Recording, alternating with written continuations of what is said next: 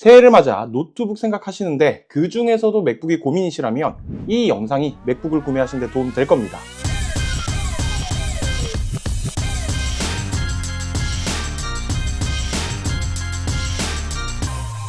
오늘은 맥북을 고민하시는 분들을 위한 솔직한 맥북 구매 가이드입니다. 여러분들 안녕하세요. 아이템 성민입니다. 새 학기 하면 빠지지 않는 제품이 있습니다. 바로 노트북. 특히나 요즘 노트북 시장의 가격이 아주 미쳐 돌아가고 있는 상황인데, 그 중에서도 요즘에는 랩탑에서도 맥북을 구매하려고 하시는 분들, 맥북에 대한 니즈가 있으신 분들이 있는데요. 그런데 맥북을 고려하려고 보다 보면 내가 어떠한 작업을 하는데 어느 정도의 맥북이 적합한지, 어떤 맥북을 사야 안 그래도 비싸다고 느껴지는 맥북을 잘 사용할 수가 있을지 감이 잘 안 오실 수 있을 겁니다. 그래서 오늘은 그런 분들에게 조금이라도 도움을 드리고자 이 영상을 준비했습니다. 보시다가 영상이 괜찮으시다면 구독과 좋아요도 한 번씩 부탁드리겠고요. 그러면 2016 맥북 구매 가이드 지금 바로 달려들어 볼게요. 가장 먼저 우리가 따져봐야 하는 건 맥북의 라인업입니다. 물론 곧 있을 3월에 애플 이벤트를 통해 100만원 미만의 아이폰에 들어간 칩셋을 탑재한 보급형 맥북이 나올 것이란 소식은 있어요. 맥북을 완전히 처음 접하시는, 아주 라이트한 사용만 하신다고 하는 분들은 구매 시기를 조금 천천히 보급형 맥북 출시 후에 가져가도 괜찮지 않을까 생각 들어요. 그런데 이 제품은 아직 출시 전이니까 이 이야기는 이쯤 하고, 지금 현재 우리가 구매할 수 있는 맥북의 라인업은 크게 두 가지가 있습니다. 맥북 에어와 맥북 프로. 이 두 가지 라인업 중에 하나를 선정함에 있어서 우리가 가장 먼저 고려해봐야 할 사항은 우선적으로 이 맥북을 구매했을 때 어떤 작업을 얼마나 딥하게 할 것이냐가 중요합니다. 예를 들어 저처럼 편집이라는 작업을 한다고 가정을 했었을 때 유튜브 채널에 올라갈 정도의 영상을 레이어를 많이 안 쌓고 휴대폰으로 촬영한 영상으로 편집을 한다면 맥북 에어로도 충분히 가능할 수 있고요. 미러리스와 같은 기본적인 용량이 아주 높은 영상 작업을 하는데 오랫동안 작업을 한다고 한다면 에어가 아닌 프로로 생각을 해봐야겠죠. 그래서 고려해야 할 첫 번째는 내가 어떤 작업을 얼마나 오랫동안 가져갈 것인가를 생각해봐야 됩니다. 자, 그러면 이제 말씀드린 이 사용 환경을 기준으로 각 라인업의 차이를 두고 설명을 드릴게요. 맥북 에어, 맥북 프로 두 가지 라인업을 모두 사용해본 사람으로서 말씀을 드리자면 일반적인 사용 환경에서는 에어로도 충분합니다. 왜냐면 M5 맥북 프로가 나오기 전 처음에 M4 맥북 에어가 나오고는 제 채널에 올라가는 모든 영상을 M4 맥북 에어로 편집을 하고 업로드까지 하고 있거든요. 그런데 그 과정에서의 불편한 정도의 문제점은 전혀 없었습니다. 성능은 M4 맥북 에어로도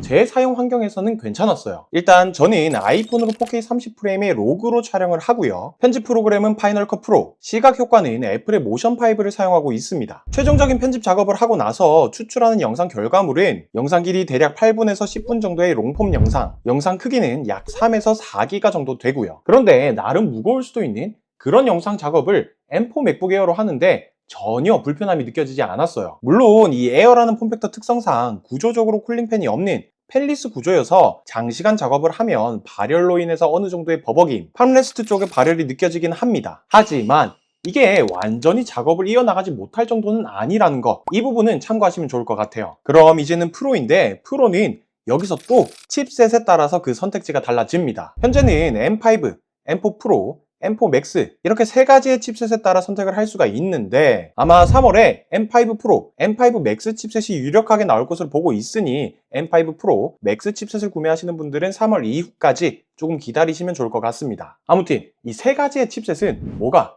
어떻게 다르냐? 기본적인 램 용량, 칩셋에 탑재되는 CPU, GPU 코어 수에 따라 차이가 난다고 봐주시면 됩니다. 정리하자면 기본형인 M5, 그것보다 성능이 더 좋은 M 프로라고 붙은 칩셋, 또 그것보다 성능이 더 좋은 M 맥스라고 붙은 칩셋, 이렇게 말이죠. 네, 성능이 더 좋다라는 건 그만큼 가격이 더 비싸진다라는 거. 그래서 프로나 맥스 칩을 구매해야겠다라고 생각하신 분들은 사실 솔직히 이 구매 가이드 영상 없이도 먼저 구매하셨을 겁니다. 특히나 맥스 칩 같은 경우에는 진짜 전문가분들 있죠. AI 모델을 돌린다거나 3D 그래픽 디자인을 주 업무로 하신다거나 영상을 하시는데 영화급의 시네마 편집을 하신다거나 이쪽 전문가분들이 구매하신다고 생각하시면 되고, 그 외에 일반적인 상황에서는 기본형 칩셋만으로도 그 성능이 충분하실 겁니다. 결론적으로 에어와 프로를 딱 비교해서 가이드를 정해드리자면 완전 전문가분들, 이걸 통해서 수익을 창출하시는 분들은 프로 라인업, 그 중에서도 프로나 맥스칩으로 가셔야 하고요. 이외 일반적인 사용 환경에선 일반 에어와 프로로도 충분합니다. 그런데 여기서 포트 구성에 대한 확장성, 120Hz 화면 주사율이 아니면 너무나도 거슬린다, 맥북을 사용하면서 조금의 발열이라도 용납을 못하겠다 라고 한다면 딱 기본형 M5 맥북 프로로 가십시오.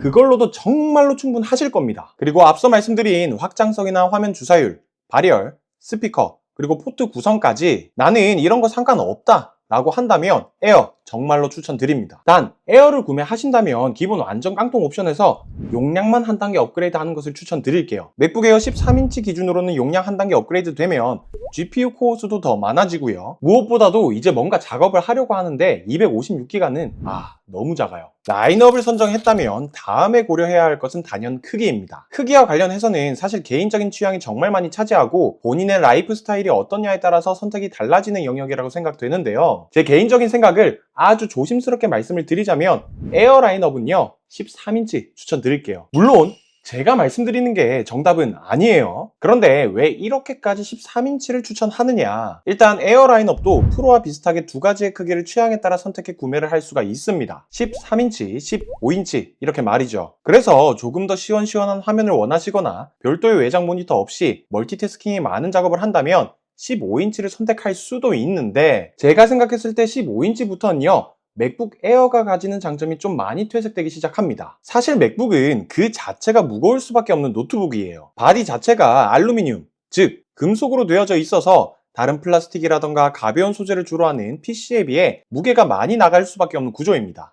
그 덕에 특유의 고급감이 있긴 하지만 아무튼 그 정도로 무거운데 13인치 맥북 에어의 무게가 1.25kg로 나름 경량한 노트북의 무게이긴 한데 다른 13인치 노트북의 무게는 1kg가 채 안 되거나 많이 나가봐야 1.1kg 하는 거에 비하면 얘도 좀 무거운 편이죠. 그런데 15인치부터는요 무려 1.51kg의 무게가 나갑니다. 솔직히 이때부터는 결코 가볍다고 할 수 있는 무게는 아니에요. 분명히 제품명은 에어이지만 에어 같지 않은 무게를 경험하실 거예요. 특히나 저는 노트북이라면 가지고 다니면서 작업도 많이 하기 때문에 그 무게도 장점인 스펙 중에 하나라고 생각되거든요. 근데 15인치 맥북 에어는 가지고 다니면서 좀 많이 무거움을 느낄 수 있는 무게여서 에어를 고려하신 분들은 이런 컴팩트함까지 생각하셔서 13인치 추천드릴게요. 덤으로 15인치가 가격이 조금 더 비싸긴 해요. 프로 라인업은 생각이 조금 다릅니다. 이 친구는 대화면 디스플레이가 충분히 괜찮다라는 말씀을 드리고 싶어요. 근데 이 친구도 무게가 엄청 무거운 건 사실이에요. 14인치는 1.5에서 1.62kg, 16인치는 무려 2kg가 넘으니까 말이죠. 그런데 사용 환경을 한번 고려를 해본다면 대체적으로 프로 라인업을 사용하는 분들의 패턴은 장소를 옮겨 다니면서 작업을 진행하더라도 고정된 한 자리에서 장시간 작업을 하는 경우가 많습니다. 그러다 보니 한번 롱텀으로 작업을 할 때 한 화면에 뜨는 정보의 양이 더더욱 중요해질 거고요. 멀티태스킹 하는 상황도 더 많아질 겁니다. 그래서 프로 라인업을 사용하시는데 시원한 화면을 원하시거나 이동이 많지 않은 정적인 스탠스로 맥북 프로를 많이 이용한다라고 한다면 암만 무겁더라도 사용 패턴에 따라 16인치가 괜찮을 수 있다 생각 들어요. 자, 다시 한 번 더 말씀을 드리자면 맥북을 구매하시기 전에 내가 어떤 사용 패턴으로 맥북을 이용할 것인가, 얼마나 작업을 할 것인가 먼저 생각해보는 거 잊지 마시고요. 네, 지금까지 맥북에 대한 구매 가이드를 말씀드렸는데요. 아무쪼록 이 영상이 맥북 구매를 고민하시는 분들에게 조금이라도 도움이 되는 영상이었으면 합니다. 그래서 오늘의 한 줄 평,